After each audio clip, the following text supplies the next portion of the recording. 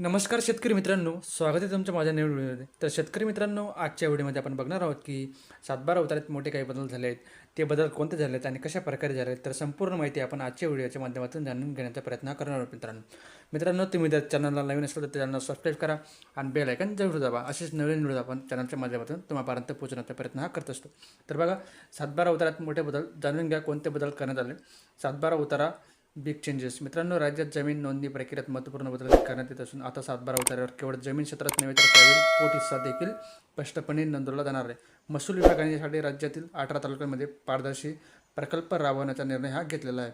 त्यानंतर बघा, पारदर्शी प्रकल्पाची अंमलबजावणी नेमकं काय आहे. या उपप्रकल्पाअंतर्गत प्रत्येक महसूल विभागातील 3 तालुक्यांची निवड ही करण्यात आली आहे. याबाबत माहिती देताना महसूल मंत्री चंद्रशेखर बावनकुळे यांनी विधान परिषदेत सांगितले की आत्तापर्यंत भावकीतील वाटणी किंवा पोट हिस्सा केवळ कागदपत्री राहायचा, त्यामुळे अनेक वाद हे निर्माण व्हायचे.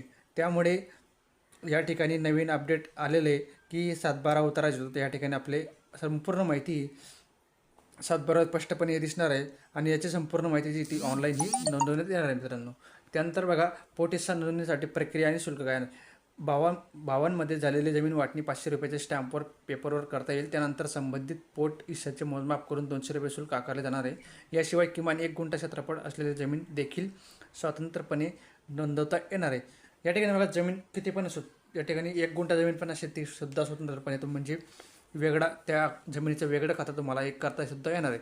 त्यानंतर बघा, आधी मोजणी मग नोंदणी. तर या ठिकाणी बघा, या प्रक्रियेमुळे आधी मोजणी मग नोंदणी म्हणजे मग नोंदणी असं स्पष्ट आणि कायदेशीर मार्ग तयार होईल. यामुळे भावकीतील जमीन वाटप कायदेशीर होईल आणि भावकीतील वाद हे टाळता येतील. पहिले जमीन मोजणी होईल, त्यानंतर वाद हे टाळता येणार मित्रांनो. त्यानंतर बघा, डिजिटायझेशनमुळे वादांमध्ये घट.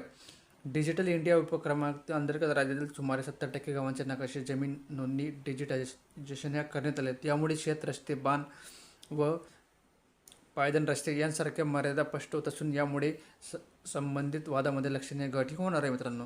त्यानंतर बघा, पायदन रस्त्याची नवीन अट लागू करण्यात येणार असून यानुसार रस्त्याची रुंदी किमान 12 फुटापर्यंत ही असणार आहेत.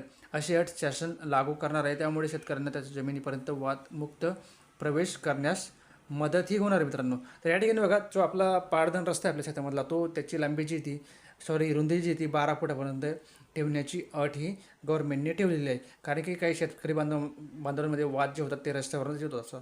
तर आता हे वाद कमी होण्याची शक्यता आहे. त्यानंतर बघा मित्रांनो, पुढे बघा, सुधारित नोंदणी प्रणालीचा राज्यभर विस्तार. राज्यातील जमीन व्यवस्थापन प्रणाली अधिक पारदर्शक ही होणार आहे. त्यानंतर तंत्रस्नेह करण्याच्या दिशेने ही पायाभूत सुधारणा महत्त्वाची ठरणार आहे. शेतकऱ्यांना त्यांच्या हक्काची नोंदणी स्पष्ट करण्यासाठी आणि भावकीतील मालमत्ता वाटेतील वाद टाळण्यासाठी हा उपक्रम ठरेल. पारदर्शक प्रकल्प यशस्वी झाल्यानंतर ही प्रक्रिया राज्यात संपूर्ण लागू करण्यात येणार आहे. सुरुवातीला ही योजना काही 13 जिल्ह्यामध्ये लागू करण्यात आली आहे. त्यानंतर ही यशस्वी झाल्यानंतर संपूर्ण राज्यामध्ये लागू करण्यात येणार आहे मित्रांनो. तर भेटूया पुढच्या व्हिडिओमध्ये. जय हिंद, जय महाराष्ट्र. धन्यवाद.